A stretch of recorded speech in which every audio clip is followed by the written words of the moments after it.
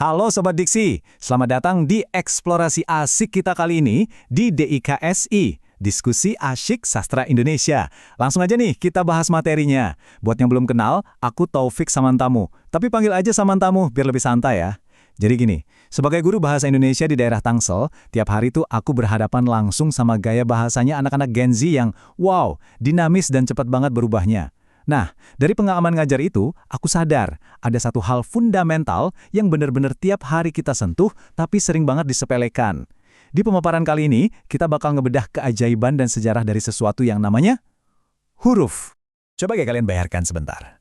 Gimana jadinya kalau hari ini, detik ini juga, semua huruf di dunia ini tiba-tiba menghilang gitu aja. Gak ada lagi tuh yang namanya chat WhatsApp ke teman, gak ada lagi tumpukan buku tugas, gak ada barisan komentar di sosmed kalian. Boom! Secara instan, peradaban manusia yang udah super kompleks ini bakal langsung ke reset balik ke zaman purba. Agak ngeri ya, tapi ini menyadarkan kita banget kan?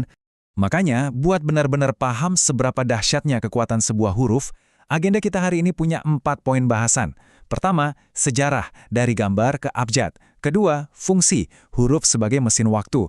Ketiga, makna, huruf sebagai atom dari sebuah pesan. Dan terakhir, anatomi bahasa. Kita bakal zoom in dari sejarah masa lalu sampai ke efek mikroskopis cuma gara-gara salah ketik. Oke, kita masuk ke bagian pertama, sejarah, dari gambar menjadi abjad. Pernah kepikiran gak sih, siapa orang iseng yang pertama kali nyiptain huruf? Bayangin aja, kalau manusia purba mau ngabarin temennya, aku mau berburu banteng nih di bukit. Masa iya? Tiap mau ngirim pesen, mereka harus repot-repot menggambar orang bawa tombak sama gambar banteng yang detail banget. Nggak efisien banget kan? Nah, disinilah peradaban berevolusi. Awalnya di era prasejarah, manusia emang pakai piktogram di dinding gua. Terus masuk ke era Mesir kuno, berevolusi jadi hieroglif. Nah, baru deh bangsa Fenisia datang dan menyederhanakan gambar-gambar rumit itu jadi simbol bunyi biar lebih praktis. Sampai akhirnya, di masa Kekaisaran Romawi, simbol-simbol itu disempurnakan lagi jadi alfabet Latin. Persis seperti deretan huruf yang kita pakai sampai detik ini. Dan ini nih, fakta yang paling mengejutkan soal huruf A. Langkah pertama, ribuan tahun lalu, simbol ini aslinya adalah gambar kepala banteng bertanduk. Terus di langkah kedua, bangsa Fenisia menyederhanakan bentuk kepalanya. Dan langkah ketiga, bangsa Romawi memutarnya. Posisinya dibalik sampai menghadap bawah. Dan jadilah huruf A. So, sadar nggak sadar, huruf A yang tiap hari kalian ketik di keyboard itu sebenarnya adalah gambar kepala banteng yang terbalik. Keren kan? Lanjut ke bagian 2, fungsi. Mesin waktu manusia. Terus, buat apa sih huruf-huruf ini dipertahankan sampai sekarang? Jelas, fungsinya jauh lebih mulia daripada sekedar buat nulis nama keras kalian di buku binder sekolah ya. Pada esensinya, huruf ini tuh teknologi paling canggih yang pernah diciptakan manusia buat membekukan waktu dan menyebarkan ilmu menembus ruang sama generasi. Kalau nggak ada huruf, kita cuma bisa mengandalkan ingatan lisan yang rentan banget terdistorsi dan gampang lupa kan? Tapi berkat teknologi bernama huruf, hari ini kita seolah-olah bisa dengar langsung pemikiran filsuf kayak Aristoteles atau meresapi syahdunya puisi-puisi Chairil Anwar. Huruf itu adalah mesin waktu sejatinya umat manusia. Sekarang kita masuk ke bagian 3, yang menurutku paling magis nih. Makna, atom dari sebuah pesan. Dalam ilmu linguistik, sebuah huruf itu ibaratnya atom. Kecil banget dan seolah nggak ada artinya kalau cuma berdiri sendiri. Tapi coba deh, digabungin, impact-nya luar biasa dan tanpa batas. Contoh nih, cuma karena beda tambahan satu huruf R aja di akhir kata, nasib maknanya bisa berubah 180 derajat. Di satu sisi ada kata kasa, perban medis buat menyembuhkan luka. Tapi, tambahkan satu atom huruf R, jadinya kasar, yang mendeskripsikan sikap buruk atau karakter yang nyebelin. Kehadiran cuma satu huruf benar-benar membalikan realitas kata tersebut.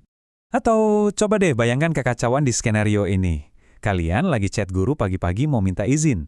Niatnya sih mau ngetik lupa, karena emang sungguh-sungguh lupa ngerjain tugas. Jarinya kepleset, pipo huruf P jadi K, yang ke kiri malah luka. Waduh, guru kalian pasti langsung panik dan bingung kan? Ngiranya kalian lagi berdarah-darah. Satu lagi deh, lihat gimana lompatan makna pada kata bisa. Kata ini kan gagah banget ya, melambangkan sebuah kemampuan, kapasitas, atau harapan. Terus, coba kita tukar huruf vokal A di belakang pakai huruf U. Tiba-tiba berubah jadi bisu, yang justru melambangkan ketidakmampuan buat bersuara, sebuah kesunyian yang absolut. Cuma karena kita menukar satu huruf vokal kecil, makna yang tadinya bermakna kapabilitas, langsung anjlok jadi keterbatasan. Gila kan? Jadi, poin krusialnya tuh di sini. Perubahan sekecil apapun membawa konsekuensi yang sangat masif. Makanya, ketelitian milih dan merangkai huruf pas lagi balas chat, bikin caption, atau nulis tugas, itu bentuk tanggung jawab moral kita loh. Salah ketik satu huruf aja bisa bikin orang salah paham, baper, atau malah tanpa sengaja melukai perasaan mereka. Ingat, kita tuh nggak sekedar merangkai huruf, kita sedang merangkai persepsi. Oke, mari kita zoom out lagi ke bagian 4, bagian terakhir kita. Anatomi, blok-blok pembangun bahasa. Di sini kita bakal lihat gimana huruf-huruf yang bertindak kayak atom tadi ditumpuk buat membangun fondasi sosial manusia. Perjalanan sebuah pesan itu mulainya dari unit paling dasar, huruf. Terus huruf-huruf ini dirangkai saling meniupkan nyawa buat membentuk kata. Nah, kata-kata ini gandengan tangan menyusun frasa atau klausa. Dari situ mereka menyatu jadi kalimat yang udah punya keutuhan pikiran. Puncaknya, kalimat-kalimat ini mewujud jadi wacana, sebuah struktur pemikiran manusia yang super luas dan kompleks. Dan bayangkan, semuanya berawal dari satu huruf. Tentu aja, kita membahas ini bukan sekedar buat menghafal teori linguistik yang membosankan. Bahasa dan sastra itu cermin dari peradaban kita.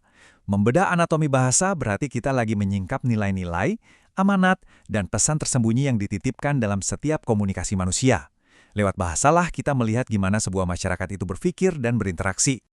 Sebagai penutup, di balik lekukan garis-garis sederhana dan keyboard layar sentuh di HP kalian sekarang, terdapat peradaban yang terus berevolusi, ada mesin waktu yang terus bekerja, dan ada nyawa dari setiap pesan yang ingin kalian sampaikan ke dunia luar. Pertanyaannya, maukah kalian menghargai ribuan tahun sejarah evolusi di balik pesan chat berikutnya yang bakal kalian kirim? Yuk, mulai sekarang kita hargai dan perhatikan baik-baik setiap huruf yang kita ketik dan baca. Karena pada akhirnya, setiap kata punya cerita. Terima kasih ya udah menemani eksplorasi bahasa kita yang asik ini. Sampai jumpa di pemaparan diksi selanjutnya. Bareng aku, Samantemu.